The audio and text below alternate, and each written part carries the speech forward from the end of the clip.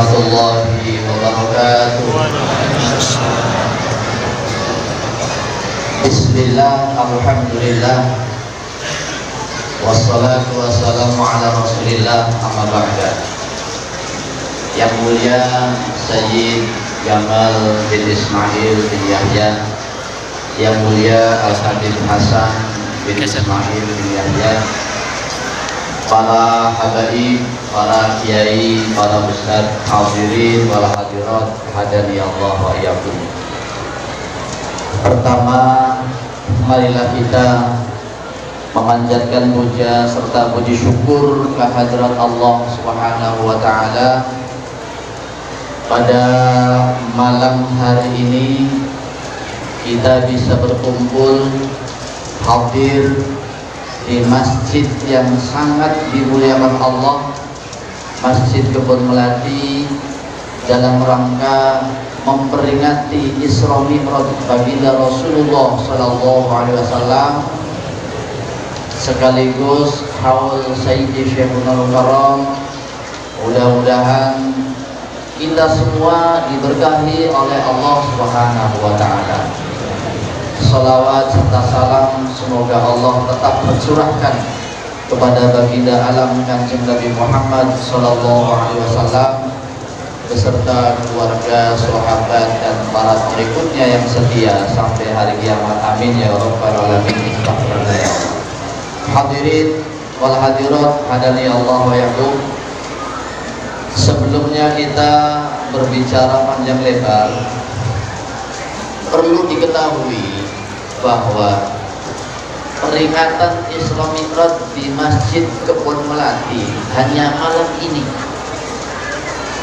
Di Masjid Kebon, besok malam tidak ada.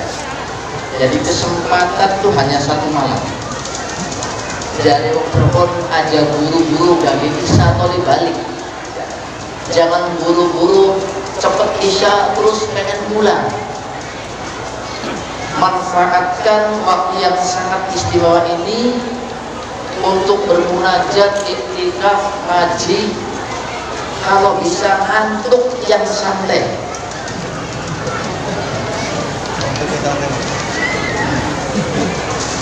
Iya. Ini alhamdulillah kita bisa hadir di sini dengan niat yang ikhlas karena Allah untuk ngaji, untuk rajaban. Dan peringatan Isra Mi'raj, dulu Syekhunal Karam pernah mengatakan ketika sebelum wafat punya wasiat sama anak yang paling tua, tolong kalau saya mati jangan ada haul, rajaban saja. Karena ada dalil kasrul alfil majidi kanasrihi hayaun, pecahan tulang belulang orang yang mati sampai dengan pecahan masih hidupnya. Yang dikhawatirkan takut anak cucunya menjual haul, bikin surat minta bantuan untuk haul. Yang terjadi sekarang kan begitu. Di pesantren saya kiai ada haul, itu yang dimunculkan haulnya besar-besaran. Syekhunal Karam tidak menghendaki itu, rajaban saja. Dan isinya ada tahlilan, ya, tahlil ya, ziarah kubur ya. Kalau ziarah kubur itu menghadap ke kuburannya, ke sini ya. Ini kan makbarah Syekhunal Karam, ini kuburannya kan di sini. Nah kalau ziarah kumpul di sini ya, menghadap makbarah ya, biar nyambung. Nah kalau ziarah kubur menghadapnya ke timur, menyinggur nggak? Menyinggur nggak? Menyinggur nggak? Maklum ya, ini perlu diketahui. Jadi kalau tawasulan marhaban boleh di tengah, kalau ziarah kubur tahlil menghadap ke sini. Utama Syekhunal Karam. Ini satu kali saja tadi sore ya, ziarah kubur di situ kan. Ini makbarah disinggur. Maaf. Ini untuk selanjutnya bisa diatur. Marhaban di tengah, tawasul di tengah, ziarah kubur menghadap ke makbarah. Supaya manjang. Boleh saja ziarah kubur menghadap kemana saja boleh, di mana saja boleh, pasti insya Allah nyambung. Tapi dengan akhlak dan adab, kalau ziarah kubur ya kita menghadap ke kubur. Itu satu. Yang kedua, rajaban Isra Mi'raj itu identik dengan peringatan sholat 5 waktu. Kalau kita ceritakan tentang Isra Mi'raj dari ayat surah Al-Isra ayat 1 tadi, terus kita tafsirkan, ada kitabnya yang namanya kitab Mi'rajiyah. Itu ada satu buku. Kalau kita bahas, kita baca sampai pagi nggak selesai kitab Mi'rajiyah. Intinya, kalau Rajaban, peringatan Isra Mi'raj itu identik peringatan sholat 5 waktu. Kenapa Isra Mi'raj diperingati?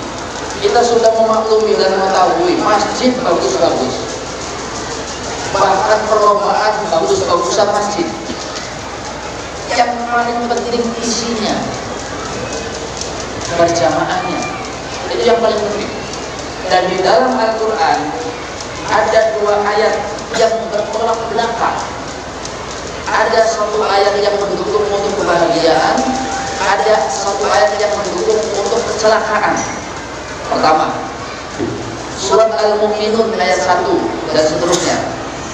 Qad aflahal mu'minuna alladziina hum fi shalatihim khashi'un.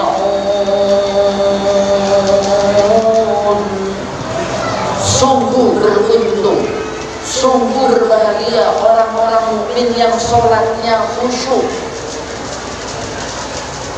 Sungguh berbahagia, sungguh beruntung orang-orang mukmin yang sholatnya khusyuk. Bagaimana sholat khusyuk? Salah satu upaya untuk mendukung sholat kita khusyuk, Sayyidi Syekh Muhammad Karam mengajarkan kita untuk berpakaian jubah putih. Imamatul bayda, sorbannya sorban putih. Wal khamisul bayda, dan jubahnya jubah putih. Walidatul bayda, lidahnya selendang putih. Wal izarul bayda, sarungnya sarung putih.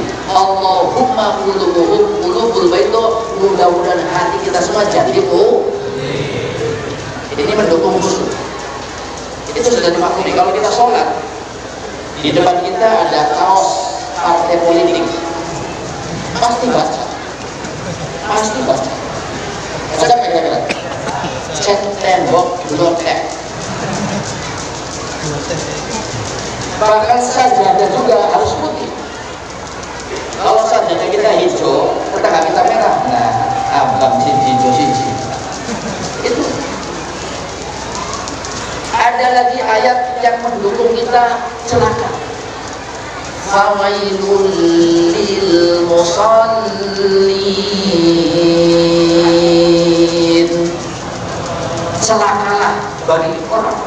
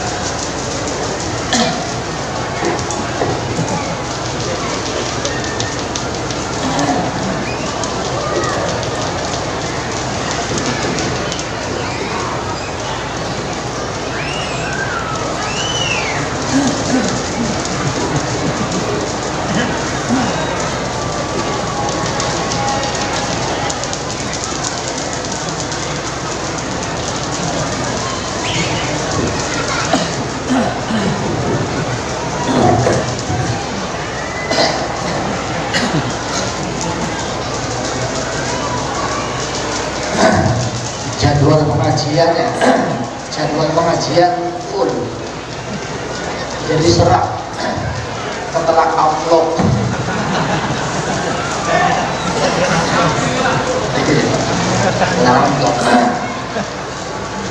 Bisa benar?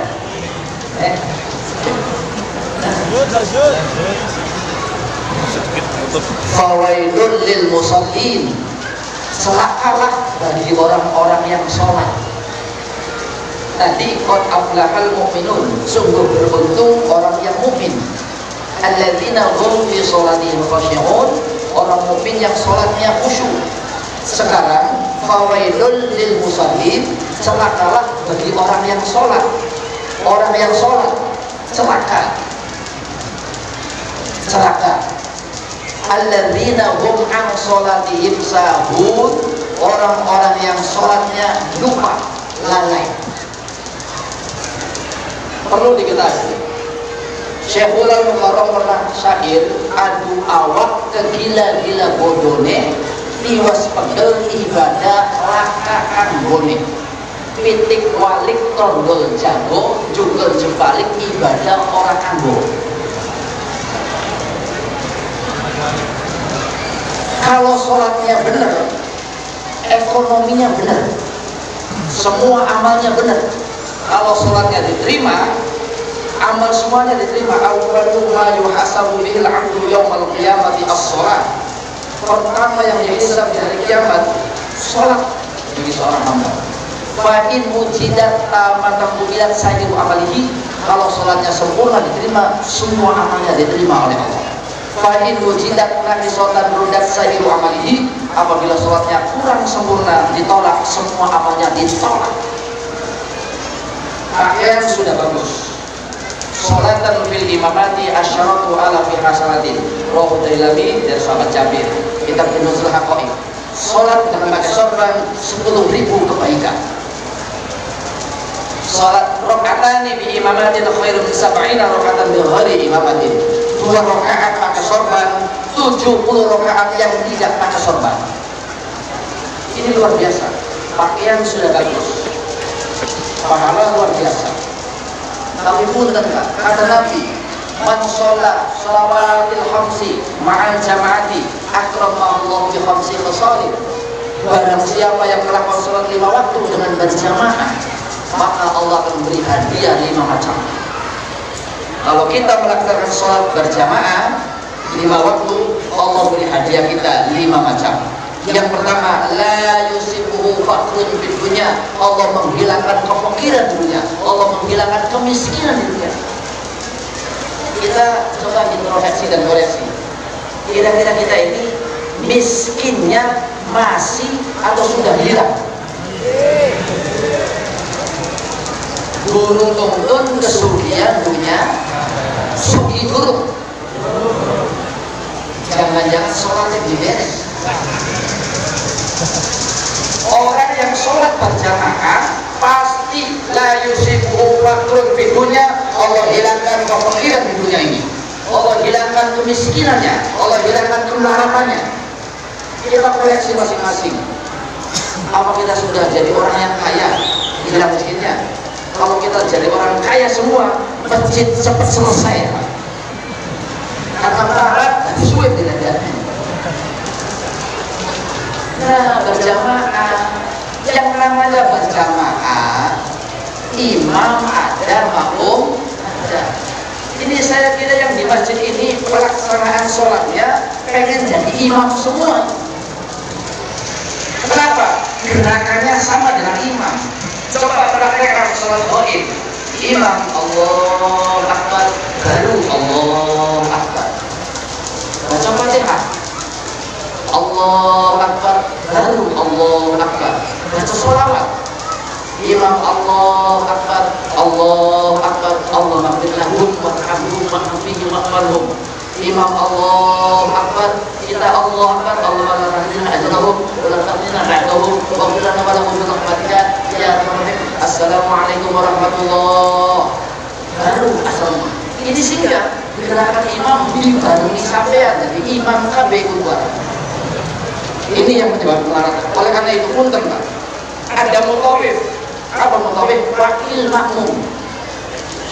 Jadi kalau imam takbir Allah Akbar, kita kan belum. Ketika imam usolli takbirul ihram, usolli fardhu isya'i, arba'a raka'atin, mustaqbilan qiblati, ada imam menyatakan Allah Akbar, kita kan belum. Atau bareng? Bareng tak belum. Itu imam dulu baru makmum. Begitu pun seterusnya. Ketika ruku Allah Akbar, baru Allah. Yang diikuti mutawif. Ya. Ini sudah berjamaah. Ini saya ini puntennya, bukan saya lagi. Dulu saya terlaki sama Abah Ismail. Abah Ismail jadi saya 15 tahun. Kalau sholat jangan barengi imam gerakannya. Bahkan kalau yang barengi, itu dulu ya. Kadang-kadang ustaz santri di belakang imam barengi pengen jadi imam itu. Jadi gerakan makmum jangan berbalik gerakan imam. Jadi gentenan nyambung. Begitu salam, assalamualaikum warahmatullah, kita kan belum baru. Nah, gerakan ruku, gerakan sujud, iktidal dan seterusnya, kira-kira kita jangan berbalik imam. Gentenan itu tauhid. Paham ya? Paham kira-kira? Gak usah dipraktekkan lah, prakteknya langsung saja. Itu yang pertama, kalau kita berjamaahnya benar, la yusibu faqrun, itunya jaminan dari Allah, hilang miskinnya. Yang kedua, ya Allahu anhu adzabal qabri, akan dihilangkan siksa kuburnya. Orang yang sholat berjamaah dan jamaahnya benar, siksa kubur akan dihilangkan. Yang ada nikmat kubur. Kalau nggak percaya, silakan duluan. Itu hadiah dari Allah. Yang ketiga, hadiah dari Allah, wa yuqa kitabahu biyaminihi, Allah berikan catatan tangan yang kanan, sehingga catatan yang kiri, yang catatan kejelekan tidak dikasihkan. Yang diterima hanya satu catatan, buku catatan kebaikan. Ini wa yuqa kitabahu biyaminihi. Sehingga walaupun kita banyak dosanya, banyak kesalahannya, tapi buku catatan kesalahan tidak diberikan, yang ditimbang yang baiknya saja. Ini hadiah dari Allah. Yang keempat, wa yamuru ala sirati kal batil khatib, melewati wasratul mustaqim, laksana kilat menyambar.